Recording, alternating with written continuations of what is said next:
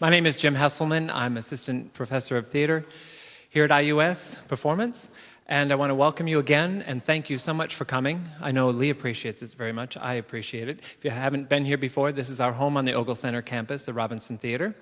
I want to tell you a couple of things before we continue and Lee comes up. First of all, we had the idea to bring Lee in, and she was going to want to create this show, and it was a good match for us and for her, and it has been wonderful. But I looked at my calendar and I thought, what a great time. Maybe we could start this the week between our last 2 weeks of our last performance, because nothing's going on. Finals, little things like that, and graduation, and who knew? My calendar looked empty. So it's been a busy 2 weeks. But I wanted to thank a few people, not just busy for me. The music you heard tonight, and the slides and the film you're about to see. Ken Atkins, right here, wave, please. All in his spare time. And I believe she's up in the top, but I want to thank Rebecca Meixner, our coordinator for the theater department, who did these great slides and the lighting in her spare time. Herb Caldwell, our TD, the Silver Fox, who is, as we speak, doing something to the soundboard. But thank you, Herb, for staying around and making sure this all happened. And also the students who are technically done, but they came to house manage, they came to sit up. Jesse's up on the catwalk doing those slides to do the lights and the sound and everything else. So that was a lot of work. Thank you very much. I met Lee probably 6 years ago now, 7 years ago. We were on tour with Nonsense, the 25th anniversary. And she was wonderful. We got to be pretty good friends. And after the tour, she told me about this memoir she was writing, and I started helping her. So, heard a lot of stories about Lee Meriwether. Not that I didn't know much about her to begin with, but I found out a whole lot more. And we would like you to find out a whole lot more. I know you're all fans and you know of her work, but there were many things I didn't know and some things I'd forgotten. So again, thank you, Ken, for this. We'd like to show you a little bit before she comes back and talks of her fabulous career. Welcome once again, Miss Lee Meriwether.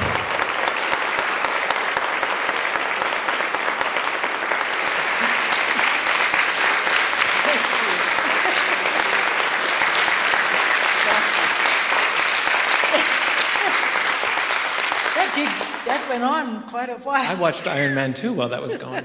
Yeah, that's great. Oh, this does feel like Phil Donahue or something, doesn't it? First of all, don't were stop any laughing. of you alive when some of these were? Oh, look at that. They were laughing and everything. Long. First of all, great job. I'll just talk to her as a director for a second. Thank That was you. really, Thank really, you. that was the first performance before an audience tonight, and she's had two weeks to put that together. We have about a half hour here for some questions, but I've made Lee, over the years, tell certain stories over and over, and if I'm rude and fast forward you, I would Yes. just, you know. So she's told me to keep her on track, so if I'm rude, I have her permission. All right? Something we were talking about the other day with some students, and when we get to the questions, we're in a school, you raise your hand, was life and goals and how that works. And it works different for everyone, obviously, differently for everyone. I said I wasn't a person who ever had a goal way over there and I shot for it and I knew how to get there. Now I can look back and say, oh, that's how I got there. Oh, yeah. And I can pinpoint it to a certain moment many times.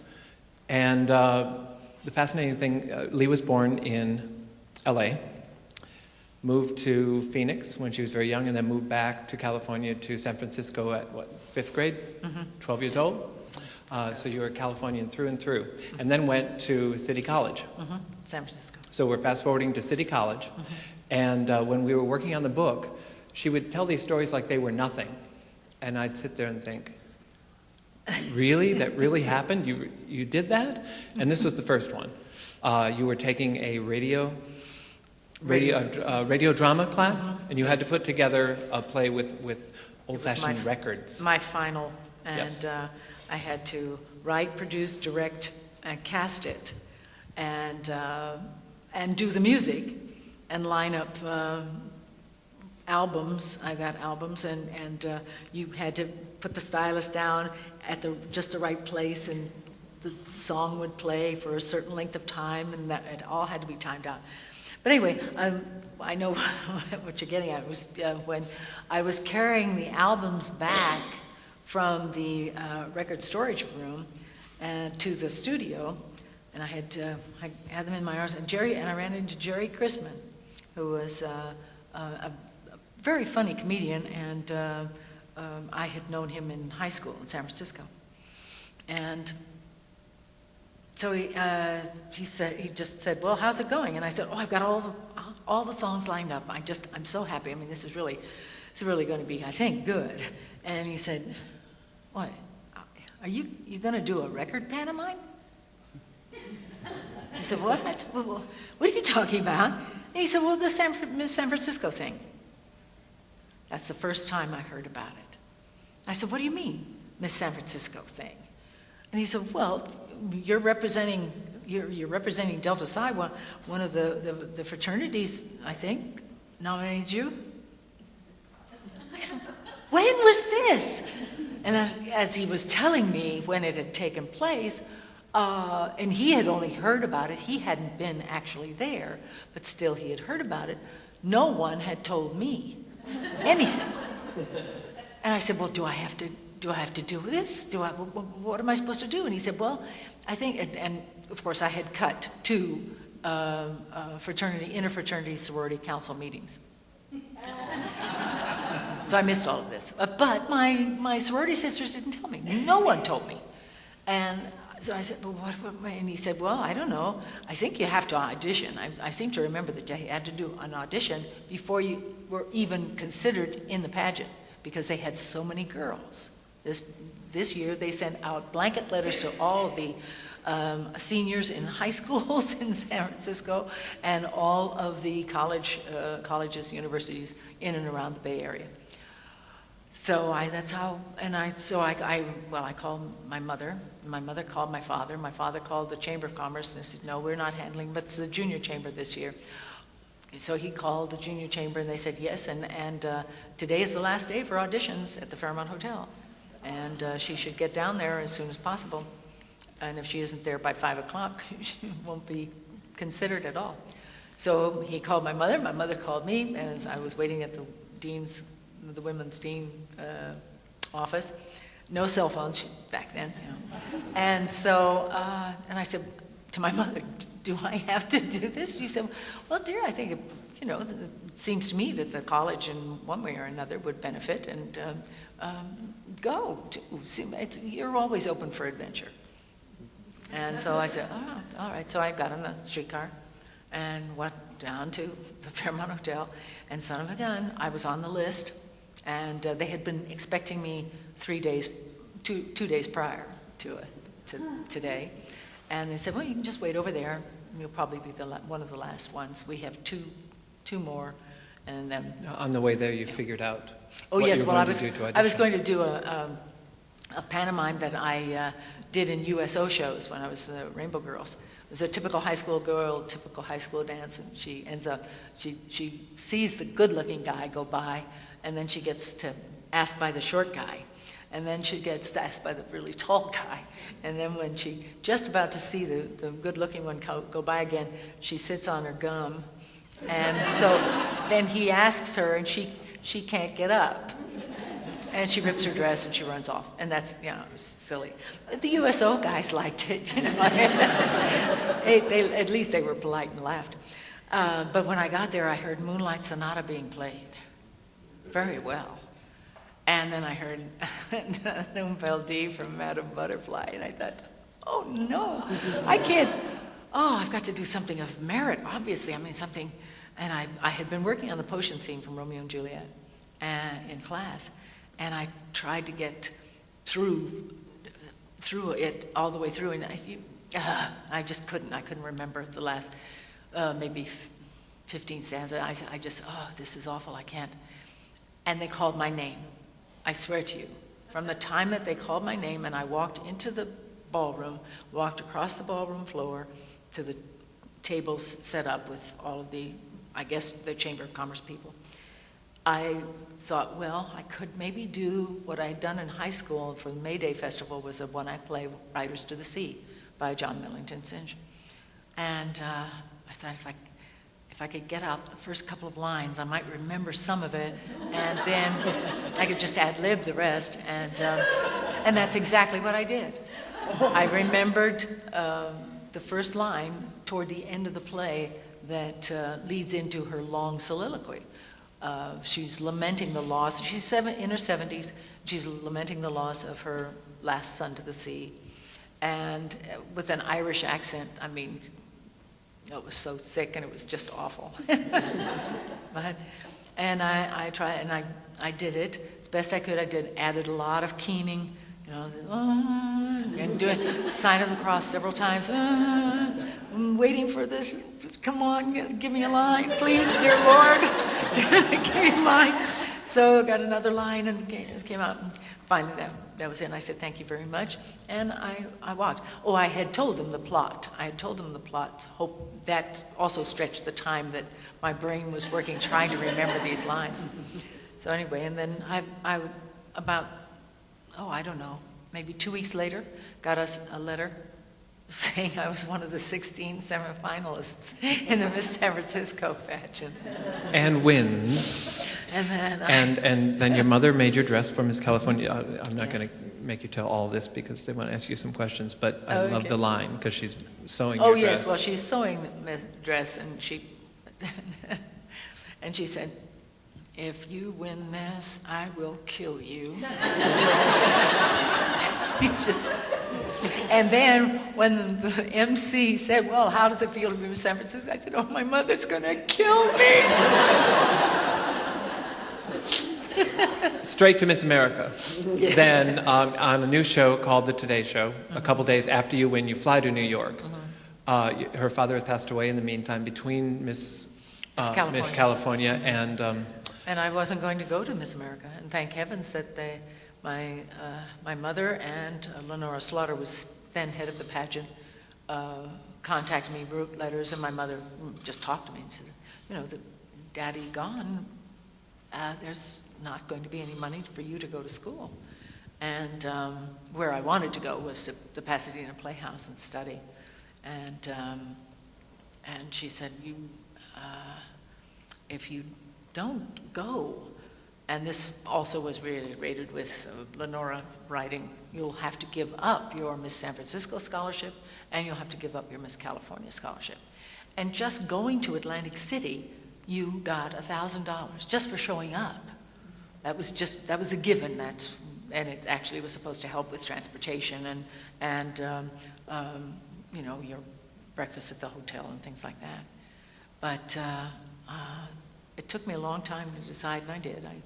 I thought, because I really did want to continue on with my education, and who knew? I was hoping I'd win maybe a talent scholarship. I won swimsuit. What? Now, 2 days.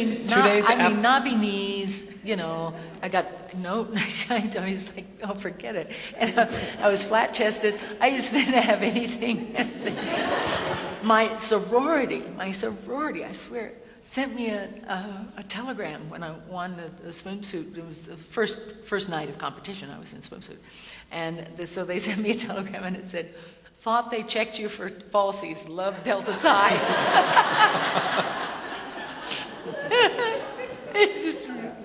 So 2 days, not to...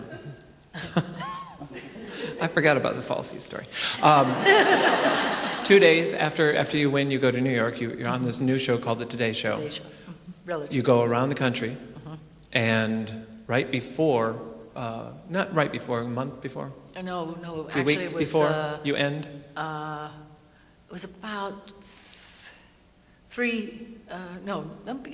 about 2 months. I think it was about 2 months. And I was in the Penn Station. We were going by train from one city to another, and the calling over the loudspeaker Lee Meriwether, please come to the... And Mary Corey, who was my traveling companion, she said, that's something. Oh, come on, let's go find out what that is. Well, maybe the pageant's trying to reach us or whatever. And so I did, and it was the producer of the Today Show asking me if I would like to become their first woman's editor on the air. And I said, oh, I'd love to, but I can't. I've got the tour. He said, oh, we'll wait till you're finished and you crown the new Miss America, and then you can. And then I said, could I please have a couple of weeks to just sleep for a while? I mean, you know, here's a job being offered, and I say something stupid like that. That moment with the recordings, the chance that you passed that guy. Right. Who said that thing at that time. Yes, because if he hadn't, I wouldn't have known that was the last today. Now, and some people would take that as, oh, wasn't she lucky? And I think you over and over would say lucky, lucky, lucky, lucky. Oh, yeah. But something that you also said was, when luck happens, when those things happen, you have to be ready for them. And you have to be prepared for that thing that is being asked of you, or it stops there, which I thought was really, really important for any career, any student, anybody in life to not just wait around for it to happen, but recognize when it does. So I thought that was really great. That's the one I wanted you to get out, so we got that out. I want them to ask you some questions, so I'm going to come down here. Anybody have any questions for Lee? So I cannot see. Raise your hand. Oh, right. As a young woman competing in the Miss America pageant, surely you had dreams of a future career. Today, looking back on the last 55 years, how does reality compare to your dream career? Well, actually, I never dreamed that I would have a career. I mean, it was a child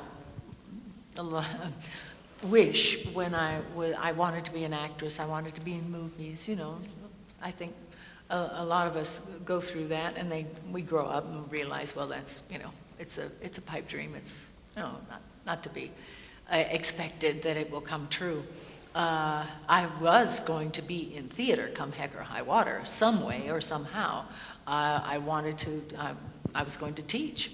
I would love to have, and I wanted to work with youngsters, and I had been working when I was a nurse's aide when at the Shriners Hospital for crippled children in San Francisco, and I had wonderful experiences using theater as a technique to draw the children out of their depression, and so I was well on my way to looking at that as a possible career, but continuing on with theater. And I knew that I could hopefully always do summer stock maybe, or community theater, never dreaming that it would go this way. And I've been poor very, thing very had to be fortunate. a star.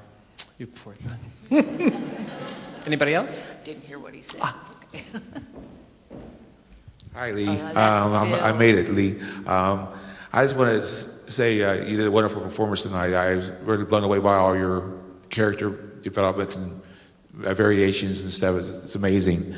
I talked to you about your book so many times on the phone.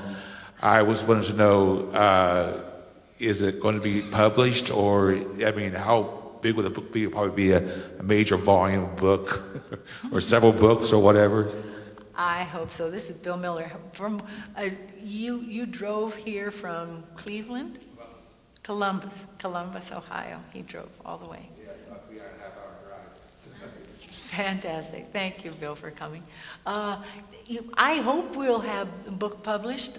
You know, we're almost finished with it. We're now tweaking, and it did go on quite a bit, so we have to do some editing, judicious editing. And the main part, I mean, the big part, will just stay for my granddaughter. That's why I really wrote it. It's just, you know, to put it all down and the way I wanted it. And Jim's been so helpful in that. I mean, he did all of this, and he's also been writing the book. It's just Yes, since my great-great-grandfather and your great-great-grandfather were brothers, Oh, for heaven's sake. I was hoping maybe that would make us kissing cousins. Of course. That's wonderful. Is your great-great-grandfather buried here in New Albany? Lee just visited some of the Meriwether. Any Meriwether who's spelled that way is related to Meriwether Lewis. They saw to it that the name got passed down. So she's hoping, because she doesn't know very much about her father's background, she's hoping that yes, that's why she finds I'm more, and he could very well be I have from a cousin. here. Oh, I'm sorry, honey. No, go ahead. I have a cousin up in Oregon who was my father's sister's oldest daughter, and she has gone into that business, genealogy and searching out family and all of that. And I haven't talked to her. Her husband passed away, and she had a bit of problems. But anyway, she I think is getting back into it, and I can't wait to call her when I can really spend some time, and I may even go up there, because I think she's found some wonderful ties, and this is very important. So she left in the rain the other day, in the lightning and rain, to go into a field to look at some tombstones. I thought that was really good. Anybody else? Lee Strasberg would be very pleased with me. Yes. It's the method. I can. Coming back to Indiana. To Indiana here? Well, I'll be coming back because we'll be working on the book some more. And I have to go, I leave Monday, and I'm doing 4 more, all my children's. Yay! Yay! And tell them what they're going to let you do this time. They finally are letting me out of the red wig. So I have my hair, my real hair. Finally. Oh, I can't tell you how long I've been begging, because I've had the gray hair since I was on tour with Nonsense. Yeah. And so, yes, Jake is getting married. He's already married, but, for real. And so that's why I've been called back out of retirement. Isn't it something? They move the filming of the show from New York to Los Angeles. I thought, oh, wonderful, this is great. Now they'll really use me, because it won't cost them anything to fly me to New York. I'm there. I'm in Los Angeles. I live there. And then the last day of the show of filming for us, Joe, Ray McDonald, and myself, in New York, they do this kind of mini documentary about everybody in Pine Valley. And all of a sudden, we've got dialogue in the script that says that we are retiring because we really want to Florida, and I want to collect sea glass. What? Is it? I thought, oh, okay. But they brought you back without him, so that's a good sign. Yeah. He stayed in Florida to. Yes, because he had to operate on somebody. He has two critical cases, so he went back. I guess, of course, they don't tell me. Going into caring for patients in Florida, so he has 2 that are in critical condition, so he can't come. So I think he probably said, "Well, I'd like some more money." They sent about 3,000 pounds of script, 4 of them, and she's going to donate them to us so our students can see what it's like. But the reason I said, don't you need these? So do you have some paper? So she was writing her line and the cue line on a little piece of paper, and that's what she's taking to all my children. Not the script, just this little scrap of paper. So we'll have that. Well, after doing the show for so long, it's really all you need. I don't have to know everything that goes on with everybody else in the show. I just need to know what my progression of the character is and all. So, and of course, and you sort of figure out that if someone else does something to someone else and it eventually affects you, that they let you know that. That's eventually. I have another question here. Ms. Meriwether, I grew up on Time Tunnel. It was my favorite show, and I spent the last 30 some odd years wondering when will it ever be put on television again. You know, you see some of the same old reruns of Gunsmoke and whatever.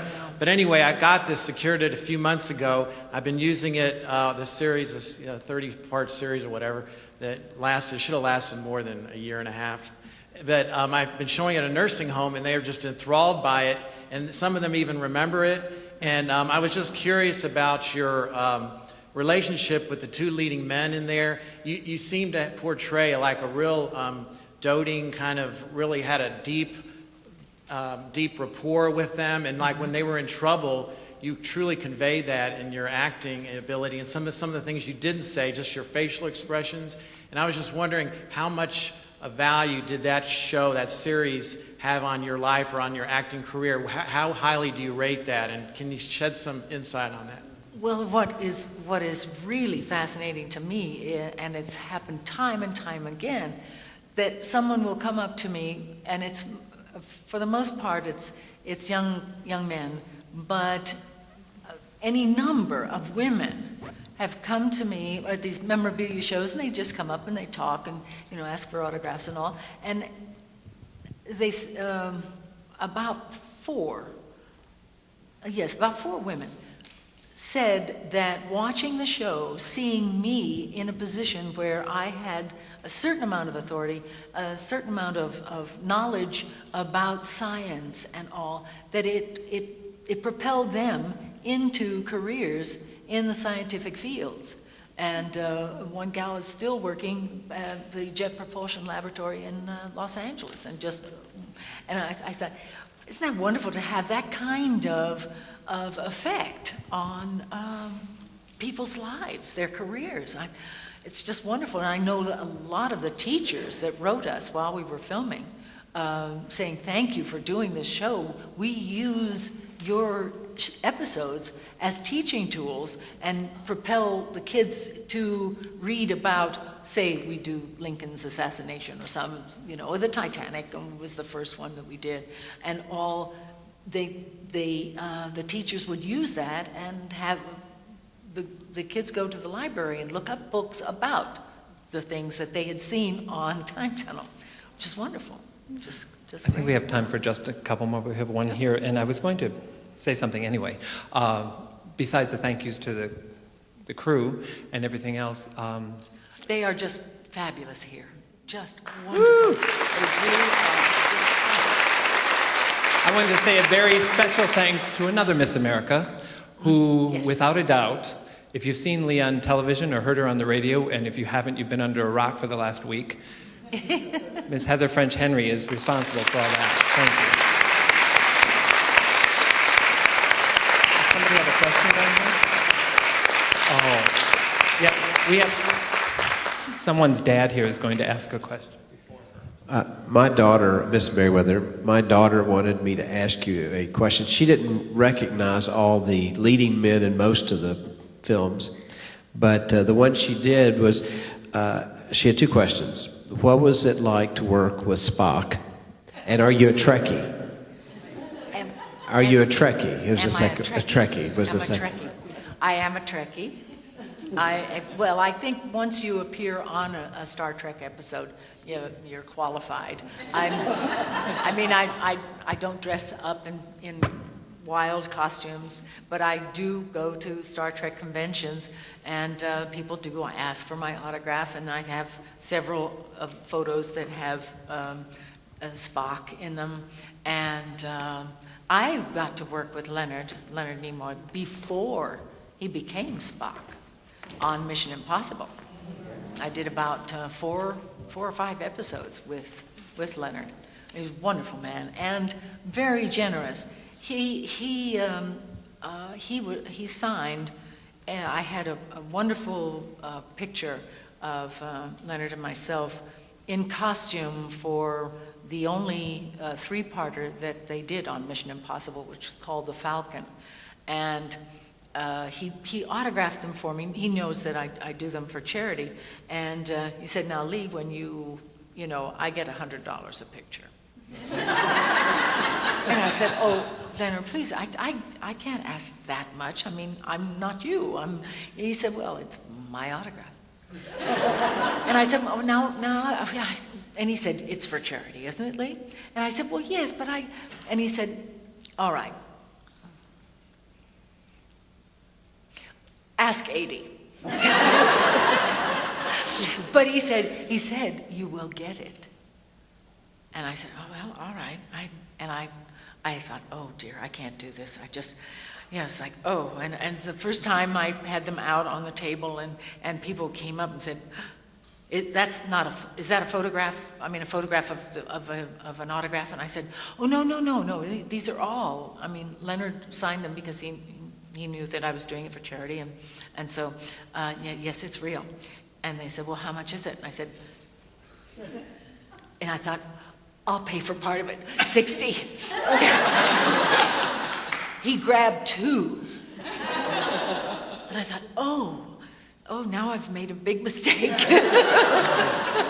So I should have listened to Leonard. But from then on, the next city and whatever. As long as you went into that, I want to commend Lee. She's worked for a charity called Ability First for the last 30-some years. Mm-hmm. And at her own expense, she takes pictures of anything, the Star Trek or the Time Tunnel, or many different facets of fans are interested in what she's done. And she charges $20, not like Leonard. Yeah. And she brought a couple Star Trek pictures tonight. She's more than happy once we wrap this. Catwoman. So sorry. Yeah. I mixed them up. I said foolishly. I should have brought some. Yes. Well, she is more than willing to sign your program tonight or take a picture. If you would like to donate to Ability First, she also has those photos. I just wanted to mention that for her. Before we finish, you were talking about not just Leonard Nimoy, but one theme in your life, and only men came to the nonsense store except for a couple of those women. She's had incredible luck, as far as she has told me. Not one dud, as far as the men she's worked with. And you look at John Wayne, Rock Hudson, Andy Griffith, Buddy Ebsen, William Shatner, over and over and over. Yes. Somebody asked me before, because there wasn't enough clip of The Undefeated, I guess, tell the Rock Hudson story. I get to play Rock Hudson's wife, yay. Yes, I was thrilled. I was so thrilled. I was just so happy. And I would get to kiss him, too. It was like, Rock Hudson, it was wonderful. And so we filmed all day. We were in Baton Rouge, Louisiana. And, a lot of things went wrong the whole day, and it just kept getting later and later and later and later. And they said, Lee, we've got to get this, the interior of the covered wagon scene with you and Rock, and you brushing your hair and going to bed. And it's 3 o'clock in the morning. Now I've got them for real, but I mean, if you lack of sleep, I had the dark circles and and I said, oh my gosh, forget it. It's, I'm a housewife and on the covered wagon trail and all of that. But anyways, I know I'm going to kiss Rock Hudson. And so then they said, Lee, you have to get right here now. And Rock is right here. And he said, where his button is on his shirt, he said, you've got to make your eye hit that button. I said, oh, okay. So anyway, I get to kiss him like this, and then I have to open my eyes and make sure that I hit the button. Took all the romance, anything out. I mean, it was just so depressing. Okay, last one. Buddy Ebsen. She told many stories about Buddy working, and he was in his 70s at the time, working all night. They did a lot of location, and but an old trooper vaudeville with his sister. Oh, yes. And I do want you to tell, even though you told it the other night, the MGM story, because Buddy Ebsen, everybody know Buddy Ebsen, and was originally going to be the Tin Man in Wizard of Oz, got poisoned from the silver, and Buddy and his sister Velma were in vaudeville, and he was he had gotten a very nice offer to tour with his sister in the act, going from theater to theater to theater to theater. And he went to Louis B. Mayer, and Louis B. Mayer said, you want to end your contract? And he said, you won't have much of a career, young man. And he said, well, sir, I want to. I want to do this. I want to do it with my sister, and we're going to go, and we're going to be top lining at these theaters. And he said, well, mark my words, young man, you're not going to make it. Segue. They're driving. Now, they had not gotten a shipment of a new heater for their car at the last stop. So they're driving with no heater. Vilma has got all of her costumes piled on top of her. It's just freezing cold because he has to keep the window open so he can use his comb to scrape off the snow, because the windshield wipers can't work. And so he's out there and he starts to laugh. And she said, what can you find that's so funny? And he said, Louis B. Mayer can't tell me what to do.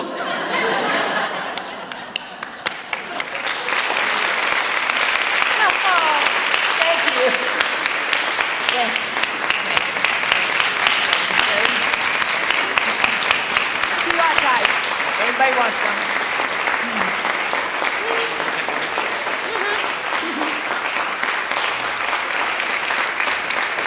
Okay. Thank you so much for coming.